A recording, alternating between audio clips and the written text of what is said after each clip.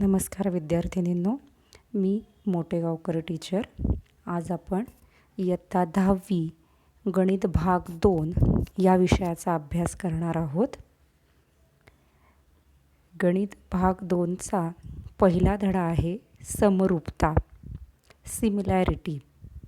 विद्यार्थिनींनो, तुम्ही इयत्ता 9वीमध्ये त्रिकोणांची एकरूपता आणि त्रिकोणांची समरूपता याविषयी अभ्यास केलेलाच आहे.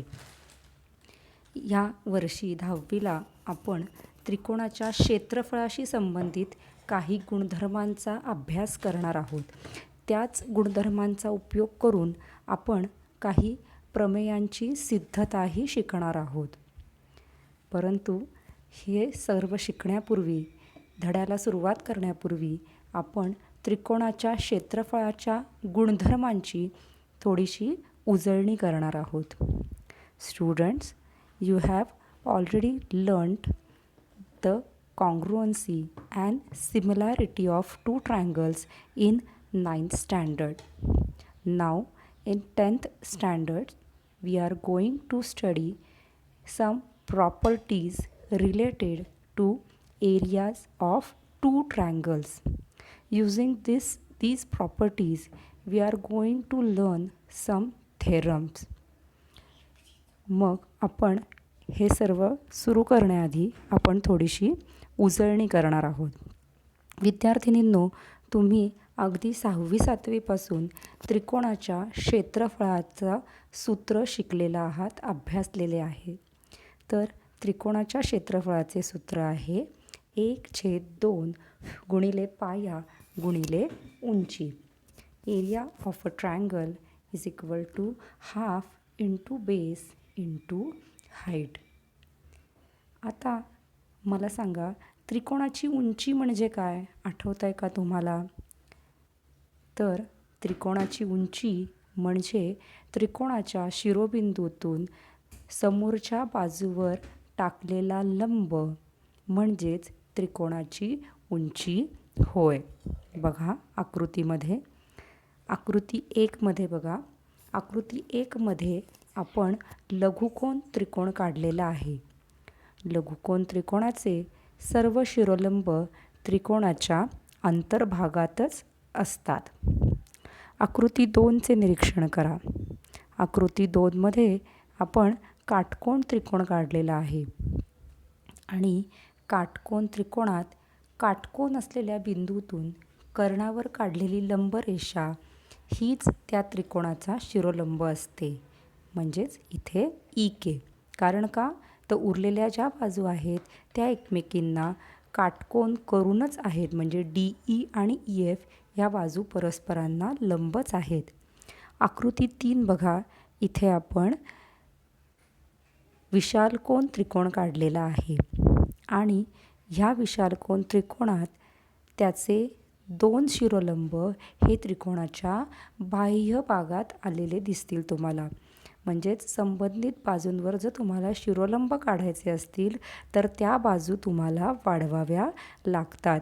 ह्या रचनांचा अभ्यास तुम्ही इयत्ता 9वीमध्येही केलेला आहे की हे शिरोलंब कसे काढायचे आणि त्रिकोणाच्या प्रकारानुसार हे शिरोलंब कुठे येतात, हा अभ्यास तुम्ही 9वीमध्ये केलेलाच आहे. मग त्रिकोणाची उंची म्हणजे काय? तर त्रिकोणाचा शिरोलंब म्हणजेच त्रिकोणाच्या शिरोबिंदूतून समोरच्या बाजूवर काढलेला लंब म्हणजेच त्रिकोणाची उंची होय. आता आपण 2 त्रिकोणांच्या क्षेत्रफळांच्या गुणोत्तराचा गुणधर्म शिकणार आहोत. बघा नीट काय शिकणार आहोत आपण. We are going to find the ratio of areas of 2 triangles.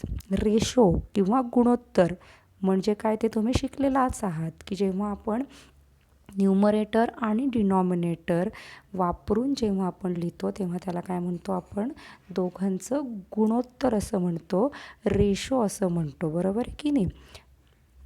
अंश आणि छेद वापरून जेव्हा आपण लिहितो, म्हणजे उदाहरणार्थ 4/5 किंवा ज्याला तुम्ही 4/5 असंही वाचता, तेव्हा त्याला आपण काय म्हणतो? गुणोत्तर किंवा रेशो असं म्हणतो आपण. मग आता इथे आपल्याला कोणाचा गुणोत्तर घ्यायचं आहे? तर आपल्याला 2 त्रिकोणांच्या क्षेत्रफळांचं गुणोत्तर घ्यायचं आहे. मग आता आधी आपण त्रिकोण बघूया, आपल्याला कुठले त्रिकोण घ्यायचे आहेत.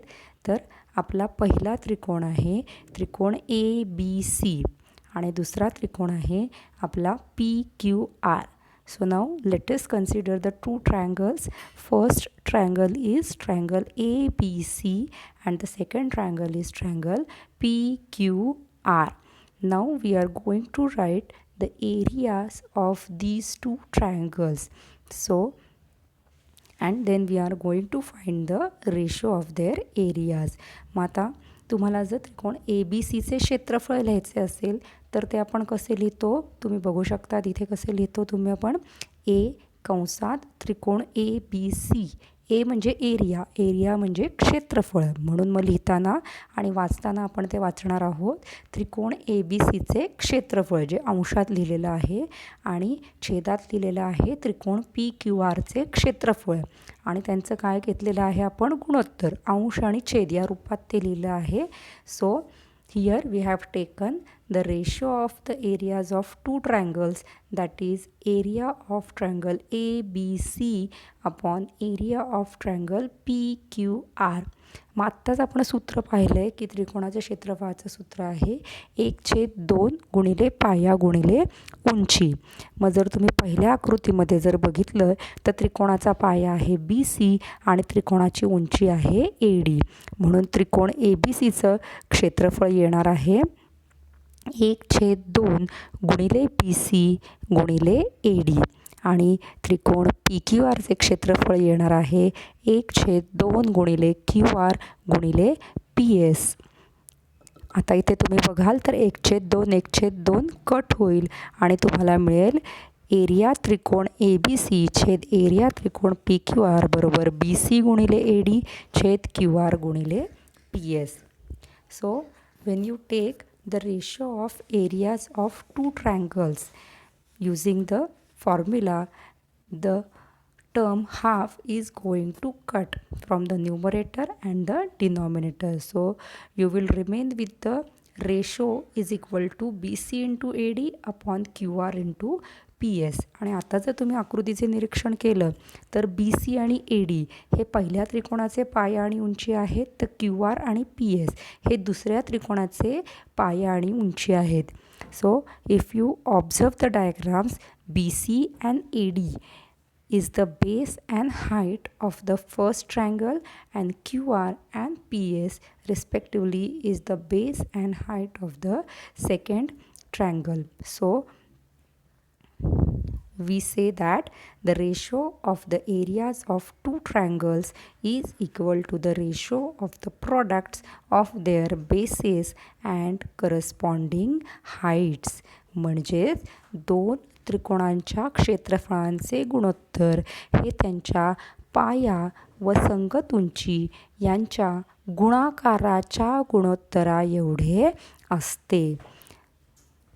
म्हणजेच जर समजा पहिल्या त्रिकोणाचा पाया B1 आणि उंची H1 असेल आणि दुसऱ्या त्रिकोणाचा पाया B2 आणि उंची H2 असेल तर हाच गुणधर्म आपल्याला असाही सांगता येईल की दोन त्रिकोणांच्या क्षेत्रफळांचे गुणोत्तर बरोबर B1 गुणिले H1 छेद B2 गुणिले H2. So if the base of the first triangle is B1 and height is H1 and the base of second triangle is B2 and height is H2, then we say that ratio of their areas is equal to B1 into H1 upon B2 into H2. पुन्हा एकदा सांगते दोन त्रिकोणांच्या क्षेत्रफळांचे गुणोत्तर हे त्यांच्या पाया व संगत उंची यांच्या गुणाकाराच्या गुणोत्तरा एवढे असते.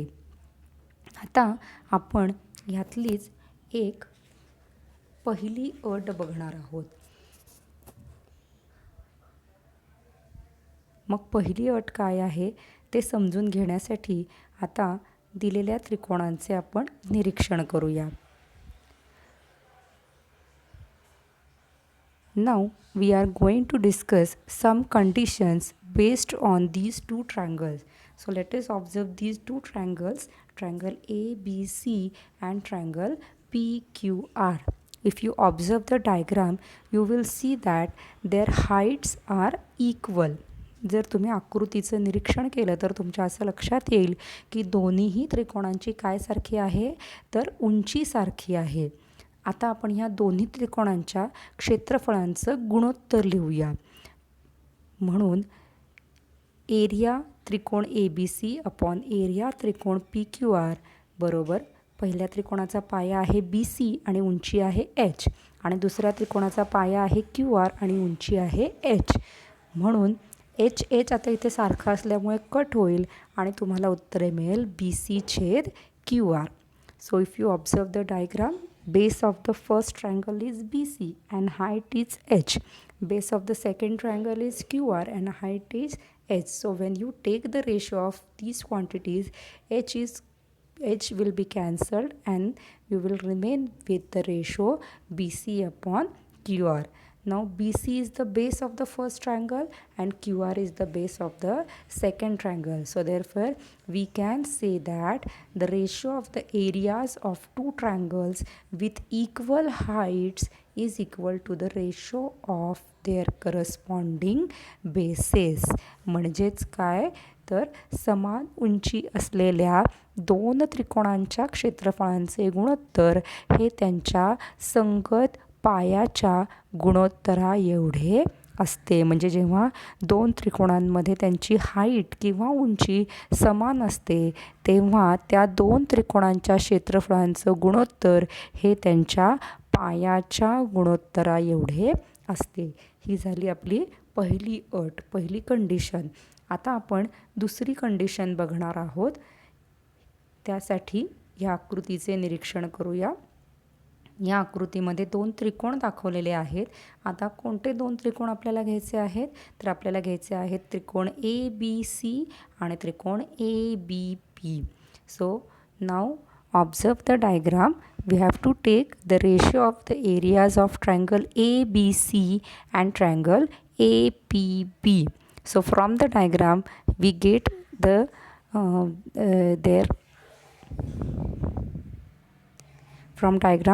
their ratio as AB into H1 upon AB into H2. तुम्ही पाहिलं तर त्रिकोण ABCचा पाया आहे AB आणि त्यांची उंची CD आहे ती H1 या अक्षराने दाखवलेली आहे. तर दुसरा त्रिकोण आहे APB ज्याचा पाया आहे AB आणि त्याची उंची PQ ही H2 या अक्षराने दाखवलेली आहे. म्हणून त्रिकोण ABCचं क्षेत्रफळ तुम्हाला मिळणार आहे AB इंटू H1 आणि त्रिकोण APBचं क्षेत्रफळ तुम्हाला मिळणार आहे AB इंटू H2. म्हणजे जर तुम्ही बघाल तर ह्या दोन्ही त्रिकोणांमध्ये त्याचा पाया समान आहे म्हणून AB कट होईल आणि तुम्हाला मिळेल की त्रिकोण ABCचे क्षेत्रफळ छेद त्रिकोण APBचे क्षेत्रफळ बरोबर H1 छेद H2. म्हणजेच काय, तर समान पाया असलेल्या दोन त्रिकोणांच्या क्षेत्रफळांचे गुणोत्तर हे त्यांच्या संगत उंचीच्या गुणोत्तरा एवढे असते. The ratio of the areas of two triangles with equal bases is equal to the ratio of their corresponding heights. म्हणजेच जर दोन त्रिकोणांमध्ये पाया समान असेल तर त्यांच्या क्षेत्रफळांचं गुणोत्तर हे त्यांच्या संगत उंचीच्या गुणोत्तरा एवढे असणार आहे. तुम्ही जी पहिली अट बघितली त्याच्यामध्ये काय समान होती, उंची समान होती. दुसऱ्या अटीमध्ये काय समान आहे, पाया समान आहे. मग अशा प्रकारे आपण त्रिकोणाच्या क्षेत्रफळांचे हे 3 गुणधर्म अभ्यासलेले आहेत. आता त्याच्यावर आधारित काही उदाहरणं आपण बघूया. पहिलं उदाहरण आहे, अशा प्रकारे तुम्हाला कृतीयुक्त प्रश्न परीक्षेला विचारला जाऊ शकतो की दिलेल्या चौकटी पूर्ण करा आकृतीचे निरीक्षण करून. मग आता इथे बघा आपल्याला कुठल्या दोन त्रिकोणांच्या क्षेत्रफळांचं गुणोत्तर घ्यायचं आहे, तर त्रिकोण ABC आणि त्रिकोण APQ. त्रिकोण ABCचा पाया आहे BC आणि त्याची उंची आहे AR. म्हणून त्रिकोण ABCचं क्षेत्रफळ आपल्याला मिळेल BC गुणिले AR. दुसरा त्रिकोण आहे PQ. आता जर तुम्ही इथे बघाल की ही दोन्ही त्रिकोण जे आहेत ABC आणि APQ दोघांचाही शिरोबिंदू समान आहे आणि त्याच्यामुळे दोघांसाठी उंचीसुद्धा कशी असणार आहे, त्यांची समान असणार आहे, म्हणजे AR ही त्यांची उंची असणार आहे. आणि मग त्रिकोण APQचा पाया आहे PQ आणि त्रिकोण APQची उंची आहे AR. म्हणजेच हे कसे त्रिकोण आहेत, तर समान उंचीचे दोन त्रिकोण आहेत, म्हणून AR कट होईल आणि तुम्हाला मिळेल BC छेद PQ. मग अशा प्रकारे तुम्ही ह्याला कारण देऊ शकता की हे कसे त्रिकोण आहेत, समान उंचीचे त्रिकोण आहेत. दुसरे उदाहरण आता आपण बघूया.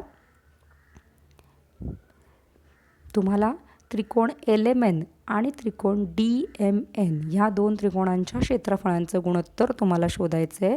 You have to find out the ratio of the areas of triangle LMN and triangle DMN. So base of triangle LMN is MN and height is LP. Now the second triangle for triangle DMN, base is MN and height is DQ. So if you observe in both the triangles their base is same MN. So MN will be cut, so you will remain with the LP upon DQ. So here these are the triangles with the equal bases. मग तुम्ही ही दोन उदाहरणं नीट बघू शकता की पहिलं उदाहरण आपण बघितलं ज्याच्यामध्ये दोन्ही त्रिकोणांची उंची समान होती आणि दुसऱ्या उदाहरणामध्ये दोन्ही त्रिकोणांचा पाया समान होता. Now let us move on to the next example. Now what is given in the adjoining figure, AE perpendicular to segment BC and DF perpendicular to line BC. AE is equal to 4, DF is equal to 6. Then find the ratio of the area of triangle ABC to the triangle DBC. पुन्हा एकदा तुम्हाला आता काही माहिती दिली आहे आणि त्याचा वापर करून तुम्हाला दोन त्रिकोणांच्या क्षेत्रफळांचं गुणोत्तर शोधायचं आहे. मग नेहमीप्रमाणे तुम्ही पहिला जो गुणधर्म आपण मुख्य शिकलो की दोन त्रिकोणांच्या क्षेत्रफळांचे गुणोत्तर हे त्यांच्या पाया व संगत उंची यांच्या गुणाकाराच्या गुणोत्तरा एवढे असते, हे वापरून आधी तुम्ही त्याचं गुणोत्तर लिहिणार आहात. So area of triangle ABC upon area of triangle DBC. Now observe triangle ABC. BC is the base and AE is the height. And for the second triangle DBC, BC is the base and DF is the height. So that means these are the two triangles with the equal bases. So their ratio of areas is equal to their corresponding ratio of their corresponding height. So we have written directly their ratio is equal to AE upon DF and we have given reason that bases are equal. जर तुम्ही या दोन्ही त्रिकोणांचं निरीक्षण केलं तर त्यांचा पाया BC हा समान आहे आणि म्हणून त्यांच्या क्षेत्रफळांचं गुणोत्तर हे त्यांच्या संगत उंचीच्या गुणोत्तरा एवढं असणार आहे आणि ह्या उंची आहेत AE आणि DF. आता या AE आणि DFच्या आपण किमती घालूया. Let us put the values. AE is 4 and DF is 6. आता दोन्हींना 2ने भाग जातो, 2 दूने 4 आणि 2 त्रिक 6, म्हणून तुमचं फायनल उत्तर असणार आहे 2/3. So after putting the values the final answer will be 2/3 और 2:3. मग अशा प्रकारे तुम्हाला जर किमती दिल्या असतील तर किमती टाकूनही तुम्हाला त्याचं उत्तर शोधता येणार आहे. मग अशा पद्धतीने आज आपण त्रिकोणाच्या क्षेत्रफळांचा गुणधर्म अभ्यासलेला आहे. त्याच्या 3 वेगवेगळ्या अटी आपण शिकलेलो आहोत आणि त्याचा वापर करून आता तुम्हाला काही होमवर्कसाठी मी उदाहरणं दिलेली आहेत, ती तुम्ही सोडवण्याचा प्रयत्न करायचा आहे. So the first question is in the following figure find the following ratios. आता इथे तुम्हाला एक आकृती दिलेली आहे, आकृतीचं नीट निरीक्षण करायचं आणि बाजूला जी 4 गुणोत्तरं तुम्हाला दिलेली आहेत त्यांचे रेशोज तुम्हाला फाइंड आउट करायचे आहेत. एक लक्षात घ्या, त्रिकोणाचं नाव नीट बघायचं. त्रिकोणाचं नाव बघितलं की त्याचा पाया तुम्ही नीट लक्षात घ्यायचा आहे आणि त्याची उंचीही लक्षात घ्यायची आहे आणि मग त्यानुसार तुम्ही त्यांचं गुणोत्तर लिहायचं आहे. आणि दुसरा प्रश्न आहे in the figure figure is given, some information again is given and you have to find out the ratio of the areas of two triangles. आता इथे तुम्हाला काही किमती पण दिलेल्या आहेत, त्या किमती टाकून तुम्हाला त्रिकोणाच्या क्षेत्रफळांचं गुणोत्तर शोधायचं आहे. धन्यवाद.